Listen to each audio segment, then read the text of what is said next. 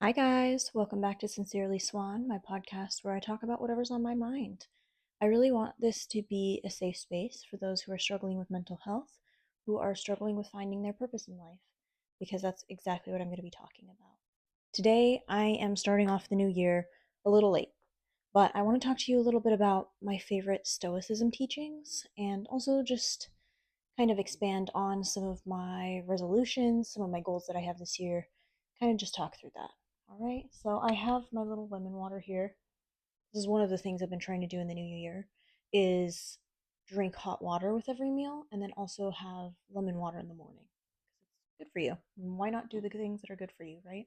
So, because I am still kind of struggling with brain fog post being on a lot of antidepressants and also just not taking care of myself very well over the past year, I write down everything. I have a little bit of my points here. I'm going to be referring to it as we go. But I recently started listening to this podcast, The Daily Stoic. I really like it. The cadence is honestly just exactly what I need. I really love the way that they talk about these historical figures from the Roman era in a sense as if they're still living among us now. And it really exemplifies how exactly these teachings still stand true today. Not only did these great leaders follow Stoicism and it took them to these great lengths, but it's so beneficial to individual lives, depending on how you interpret it. So, here's some of my favorite teachings, but also just ideas from that period that I like to kind of refer to as I am building on myself as a person. So, the first one being, and I might say this wrong, premeditatio malorum, which is just the premeditation of bad things. This doesn't mean, oh, we're just thinking about all the bad. We are being anxious about it. We are overthinking that. We are thinking in a negative light. It's preparation for hard times.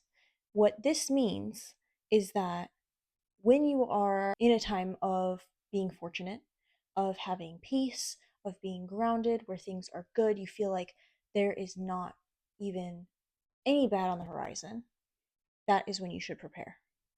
And not to say, oh, because you're thinking negatively, because you think everything will go wrong, because you will lose everything in your life, but it's because it is natural of life, the universe, whatever you may call it, to be in a constant flux, in a constant state of change. Because essentially, life is a great equalizer. You cannot have the good without the bad. You won't even know the good without knowing the bad. It's important that in times of fortune, we prepare ourselves for times of hardship. What does this look like? For some people, it means saving money when they know they have a good job, they have a stable situation, because you never know. This is especially important considering, say, like the job market nowadays. It is incredibly difficult. I am currently trying to switch career paths and also find a new job that is stable enough for me. And it's very difficult. I mean, it is, some markets are oversaturated, and there is this really big shift in people. I think we're scared, especially here in America, to lose something stable because a lot of things feel very unstable right now. And so there's not a lot of great openings, there's not a lot of opportunity unless you go and seek it, of course. Now, like, this is not to say like I'm over here dooming and glooming thinking that there is absolutely no option. I don't believe that to be true. And in fact, as I've been really just meditating on the situation and focusing on what my actual goals are, what my actual desires in life are, I've realized that my path takes me in a bit of a different direction when it comes to work, because I know, and I think I've always known, that I don't really want to be in the place of being someone's employee. I would rather be able to be a good leader, be a good boss, and employ others, and also in that way find my purpose through helping other people. But that is besides the point. Right now, we're talking about premeditatio malorum and how basically this is going to prepare you for the worst while also allowing you to really accept the best. So I had said earlier, you cannot understand the good without the bad, right? We cannot know what the joy of love is without experiencing heartbreak. Yes, you can experience those things. I mean, we do have like first loves, right? You don't have heartbreak necessarily preceding that. However, you are not as grateful for those things without experiencing the tough parts of life. And that is something I think that shouldn't bog us down because it does sound very depressing, right? That there's always this flux, that the nature of life is change. For me, that was a very difficult thing to grasp. I had a very, very hard time, and I still do, with transitional periods, with change, because I don't love to let things go. I like that when things are good, to hold on to it as tightly as possible. But sometimes holding on too tight is really just crushing the thing that you want to preserve. And that's not good either. So it has taken a lot of time. And I think it will still take more because I don't believe that we are ever in a fixed state of knowing everything. But it has taken a lot of time for me to get to this point where I am more understanding of the fact that life is change and that the bad things will happen. And now it's more about being prepared for them, being able to move through them in a way that is still intentional, that still is good for you and respects your morals, your values, and allows you to still find the good in any situation. So that's why I think this first Stoic teaching is really important. Another one that I really want to expand upon too is the fact that, again, like I said, we are in constant state of change. And that is why you need to keep your judgments and actions under constant reservation. What exactly does this mean?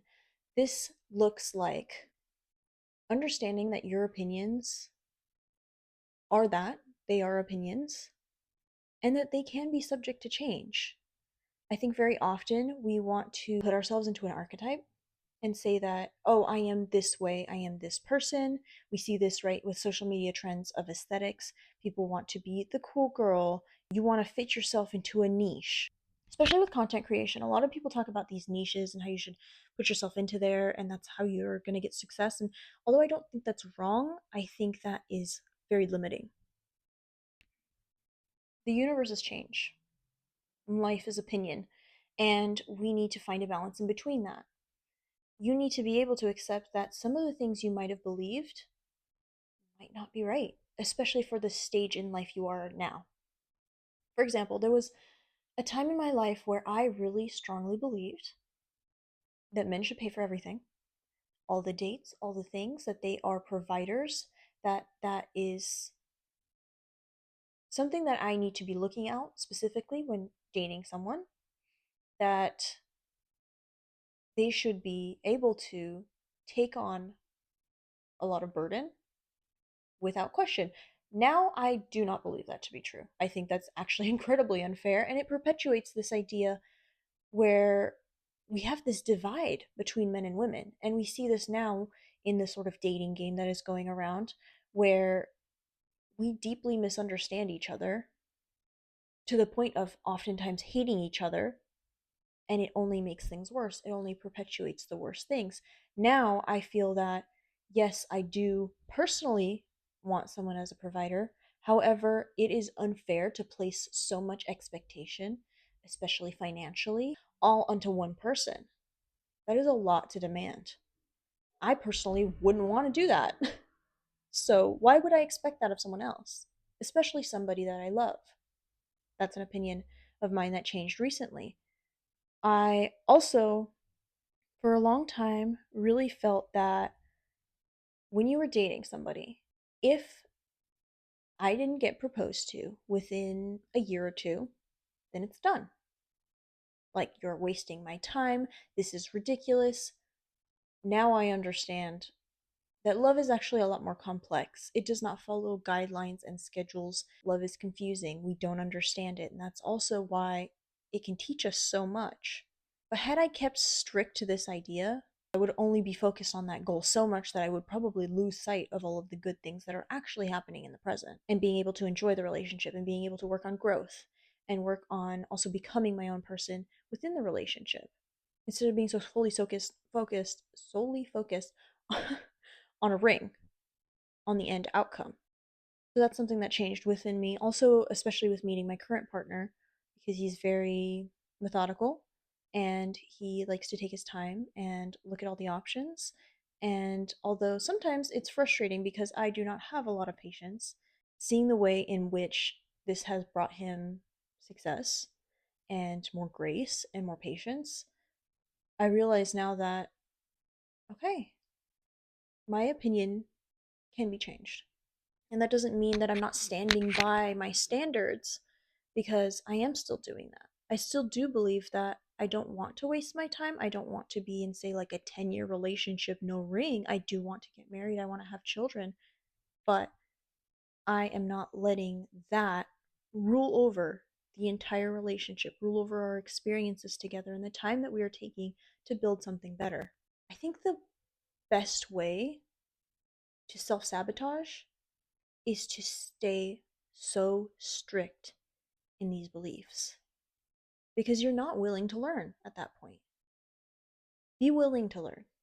And if anything, maybe it'll teach you that, okay, this belief I actually believe more strongly now because I learned the ideas of the other side. It's about being open to change. Next Stoic teaching that I really, really like is be strict with yourself and tolerant of others. For me, this looked like having to learn that I need my routine and that I need to prioritize that above all. Recently, my boyfriend came to visit me, and something that happens very often every time we visit each other is our routines go out the window. And then we find ourselves in these like points of contention where we are frustrated with each other because it's like I I'm used to this sort of lifestyle and you coming in here kind of throws a bomb onto that, and it's not about the specific person. It's about the fact that we are not prioritizing ourselves, our self-care and our routines just like we do when we are alone. And so right now we're learning to not only strengthen our ability to stay strict with ourselves, but then be able to apply that to finding a routine together. And that's something I've never had to experience in a relationship. Usually, I would follow the lead of whatever guy I was dating, and my needs, my interests, my routines went completely out the window. And a great example of how low this can bring you happened actually in my longest term relationship. We were together for 4 years, and at the start of it, I was very motivated. I was in nursing school, and of course, I did get through nursing school, even through the relationship, through the hardship, but that's because that was a routine that really was able to ground me. That was something that was a constant and basically a point of reassurance in a very tumultuous time in my life. At the end of this relationship, by the end of it, because I had prioritized so much another person and not been strict with myself, I was someone completely different. I mean, compared to how I look now, and this is like my natural hair color, how I like to dress, basically how I like to decorate my space, all of this is a reflection of my inner truest self. But back then, my goodness, I was wearing the baggy t shirts and I had this really, really bad bleach blonde hair. I mean, around that time, I took an ID picture because I had to renew my ID. It looked so bad. It looked horrible. And you could see how dead I was inside because I had completely abandoned myself in trying to pursue a relationship, in trying to pursue someone who was consistently evasive, unsure of themselves, and incapable of also following structure. So now it's like incredibly important for my current partner and I that we have a life of our own outside of our relationship and even within the relationship to be able to even structure the time that we spend together. Because when the honeymoon phase ends, yes, you have love left behind still, but love isn't enough. Love isn't enough to carry you through years and years of hardship, of success, of change, of family passing away, illness, difficulty with money, all of these sorts of things. And so that's when structure comes in. And that's why it's important to not only have your own identity before you even get into a relationship, but to learn to be strict with yourself. Be strict with yourself and tolerant of others. So that's the other side of that too. And in that same way, the way that I'm hard on myself and how that makes me ambitious and motivated when looking at other people's problems, trying to help other people, it is not for me to put that same level of pressure onto them. First off, because people are going through things entirely differently from you. They have a different perspective on life, they have different beliefs, opinions, morals, etc. And they're also not experiencing the exact same situation. So, in order to be able to fully understand them where they're at and give the best advice, if you choose to do so, you must first learn to be tolerant of them, to show them grace, to show them kindness in their hardship. I had several friends in relationships that they were not satisfied in, or currently are in relationships that they are not satisfied in. And as a friend, there is a part of me that wants to be like, leave him. Leave him, he sucks. These are all of the reasons. You see it, I see it, your dog sees it, your mom sees it, everyone knows. But that's actually not going to help them. Because at the end of the day, not only are they their own person, they have autonomy and the right to make their own decision, it's also just not your place to be able to tell people what they need to do with their lives.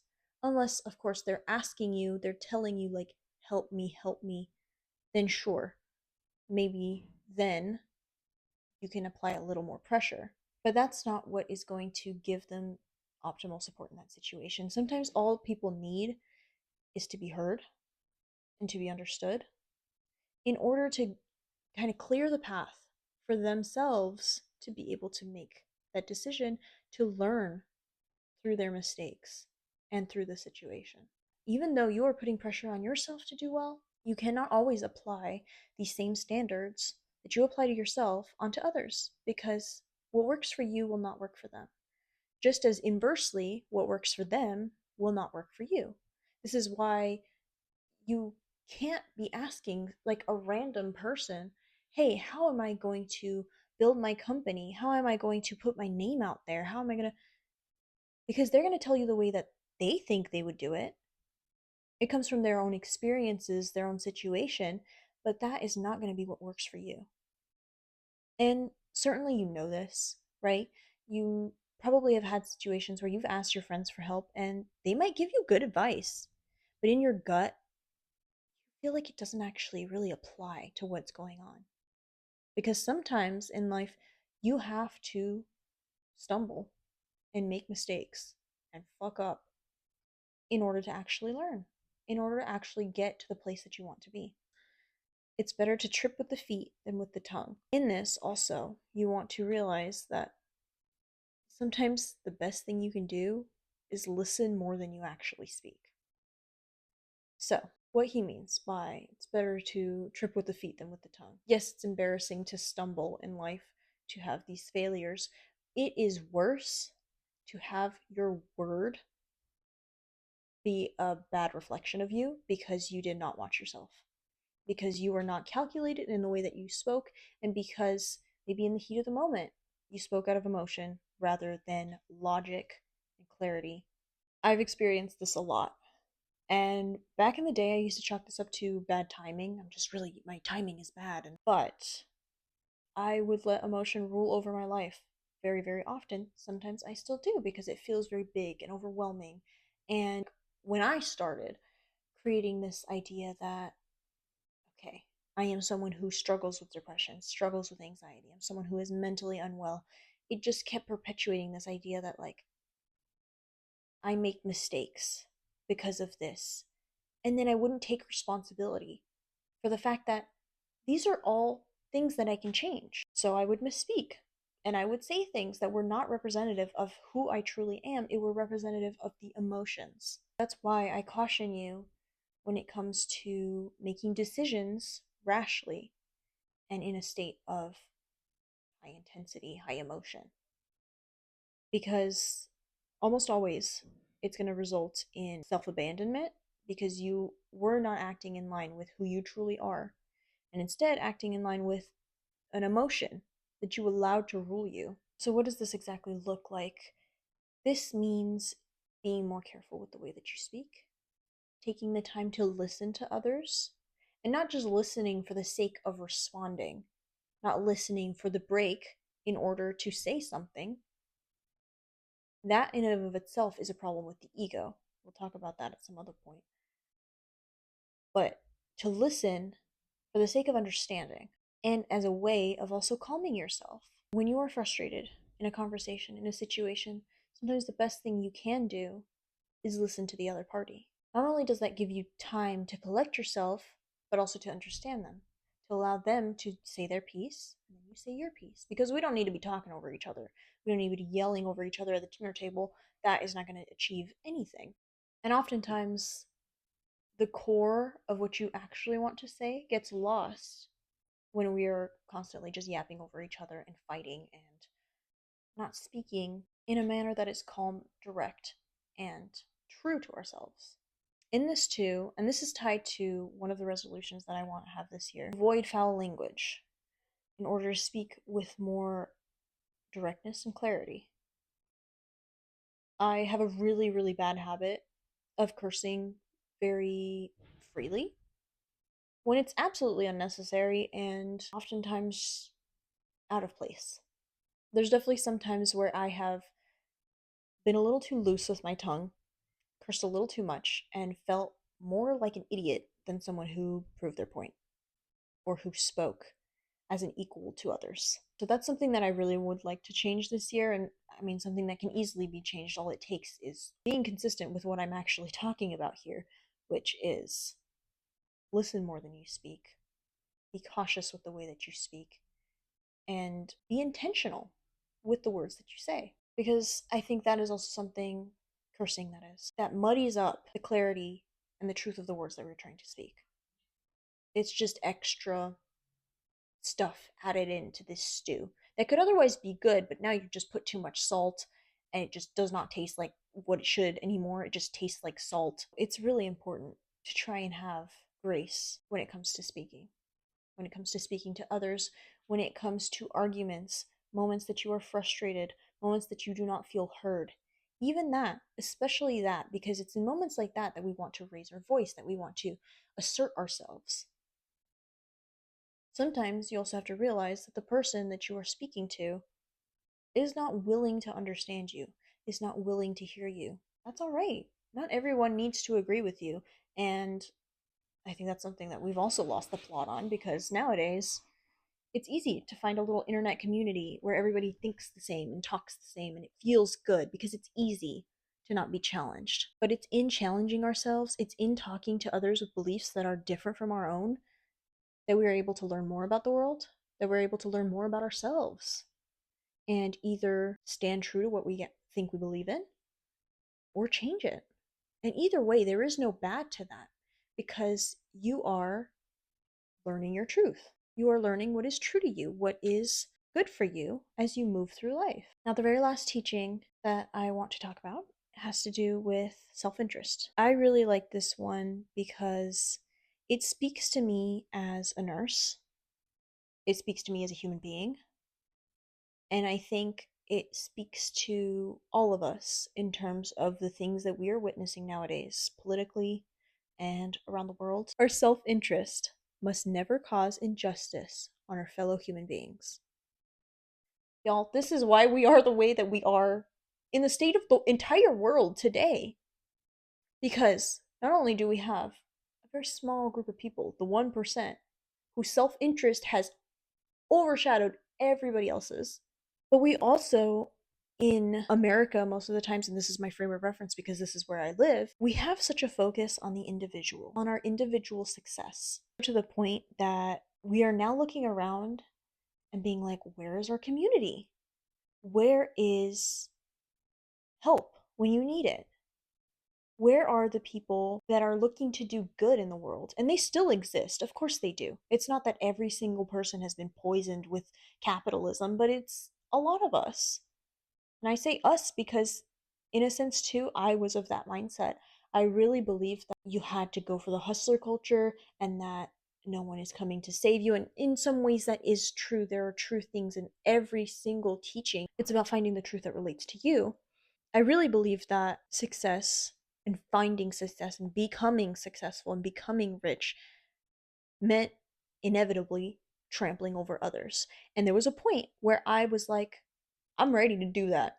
I don't care. These people, I don't know them.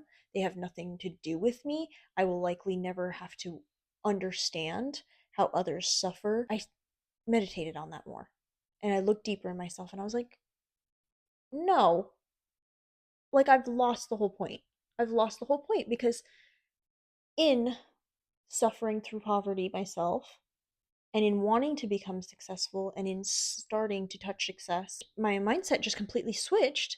And that didn't come from my true self. That came from this part of my brain that wants survival at all costs, that wants to protect me, but that isn't humanitarian about it. And not to say that this is a bad part of me, this is a thing that I need to shun away. This is just part of being a human being. Our brains try and protect us from things. For example, when I am very averse to starting something new, when I procrastinate, when I am afraid to get out of the house and do anything, it's because my brain is trying to protect me from this fear of failure, from the fear of putting myself out there and not being seen and not being understood. That part of me is always going to exist. But when you try and make it quieter, that's when your actual true self can shine because that part of me is not who I am in my entirety. I do not want to see other people suffer in order for me to succeed. In fact, it is much more beneficial to put myself in a place of success in order to uplift others. And that is now kind of leaning into the next topic of what I want to do this year. Because I discovered through my work as a nurse, through my time in this career, that I'm unhappy with working for someone or a company or an entity that has no regard for its employees. And we see that a lot in nursing. We see that a lot. Not to say that every single place is like this, but the fact that there are so many nurses striking and unhappy and leaving the workforce, it points to a bigger problem, and that is in management and in the people at the top who are prioritizing their self interest over the good of the people, which should not ever happen in healthcare. That's a whole nother story, though. Like, I can get very, very upset about this in a matter of seconds, but that's because I'm close to the problem. Because the problem is occurring right in front of me. And I've reached this point where I'm like, I can no longer give up parts of myself in order to basically benefit shareholders. Like, no, it's no. We're not doing that. I would rather fight and work hard and become my own boss in order to employ people and make their lives better and help people outside of that and make their lives better and create a community because at the end of the day, I feel like that is my purpose. So, in this current year, there's a lot of things that I actually want to do. And I saw this TikTok on failing forward and how that is basically a great way of creating change in your life because we will experience failure no matter what. You will experience hardship no matter what. This ties back to what we were talking about at the beginning of the podcast. And to basically prep your mind for that and say, okay, this is going to happen regardless, might as well still do it, I think is the best way, especially for me, to approach trying new things. Some of the ways in which I want to fail forward involve trying a bunch of new stuff. Because for a long time, I would save things to Pinterest boards and say, one day I'm going to do this, or I'm going to take this class, or I'm going to try this. And then you don't actually do it because life happens and you're not prioritizing that. But things that bring a little spark to your eye when you see it, like this hobby that you think is like so niche and interesting, like, oh my gosh, I really want to be able to embroider and make really cool, crazy designs, or I want to be able to go figure skating and create content with that, or even just compete, doesn't matter. Like those things, I think, are a reflection of your truest self, of what you actually want, and are pushing you in the direction of where you're meant to go. Things that you like, the things that you dislike, the things that make you uncomfortable, the things that make you scared, they all are putting you in the path that you're truly meant to be on. One of the things that I really want to try this year is figure skating. I used to go ice skating a lot with my family. This was back in New Mexico, and it's a desert out there, so we have like one skating rink and like a tiny hockey team. We would go once a year in the winter and go ice skating, and I remember just holding onto the railing and shaking my little legs around in circles and circles and circles, and it was so fun learning to improve through that. Finally being able to detach myself from the railing, being able to skate faster and faster. And then at one point, I was trying to do it backwards. I don't know how to skate backwards yet, but like that brought such a joy to me. And that's something that I really want to expand upon because I also see figure skaters and I'm like, oh my gosh, it's beautiful. It's so pretty. It is such a skill. It is such a talent. Another thing that I actually, and I have tried already with regards to that, that I thought is so impressive is pole dancing. I started pole dancing this year, and although I do need to be more consistent with it because it's actually incredibly fun and I have a surprising amount of skill with it, it's just, oh my gosh, you don't realize also how difficult these things are until you do them because the professionals that do them make it look so easy and so graceful. And so this is one of the ways that I want to fail forward because I know I'm not going to be able to do a triple axel on my first lesson, unless I have some magical figure skating ability, which I wouldn't learn unless I did it. So that's one thing that I want to do this year. Snowboarding is also one because it looks cool as hell. It looks so sick, and I feel like I've skated before, so I feel like it'll be maybe a little bit easier because I already have that sort of sense of how to move my body on a board. But again, who knows? I mean, you bring in the elements, you bring in snow and ice and all these things, and it really does change things. Surfing is also one, same sort of deal. I'm like, okay, skateboarding, but in water, sort of, not really. I think a big change that I'm going to have to make, though, in order to do any of these sports, really is also tied to going to the gym more often. And that is something that I've already started working on this year. I'm really proud of myself because I've been able to go almost every single day. Yeah, that's really like something that I'm actually very proud of myself for doing because there was a point back in 2022, 2023, where I was going to the gym twice a day, every single day. It was really fun. And I really love that point in my life. And I really want to get back there. And I know that I will because I'm already having a great time. And the gym that I go to is awesome. All right. And then one thing that I've already done and will continue to do is make sure that I am eating with intention, which means not overeating, not eating a bunch of junk, meal prepping, actually for real, which I did for the very first time this week, and making sure that I'm actually feeding my body, not just throwing junk at it and being like, here, live off these nutrients. There's a ton of sodium and sugar in that. And then again, one of the biggest things that I really want to do this year, which I will only speak of broadly because I don't really believe in talking about things before they're completed, but it's in pursuing my next career endeavor and being able to become my own boss in that situation and be able to employ people and be able to really bring my vision of a good workplace to life. And alongside that, obviously working on my content. But again, it's going to be a long year. There's a lot of things to get done, and there's a lot of ways in which I can still change. Some of these things might fall off the edge and be occluded by other interests that I will go and really delve myself into. The thing is, I'm open to whatever happens this year, and I'm excited to basically get started on a wonderful year with you guys. So I hope to see you on the next episode. We are now on Spotify, so I'm going to be posting these episodes up on here as soon as these ones are uploaded onto YouTube. And you can also find me on TikTok and Instagram. Everything is under Sincerely Swan. So you can just look that up, you'll find me. I hope you have a wonderful day, night, whatever it is. I hope that you are true to yourself. I hope that this podcast taught you something. At the very least, be kind to yourself, be kind to others, and have a wonderful, wonderful day. Bye.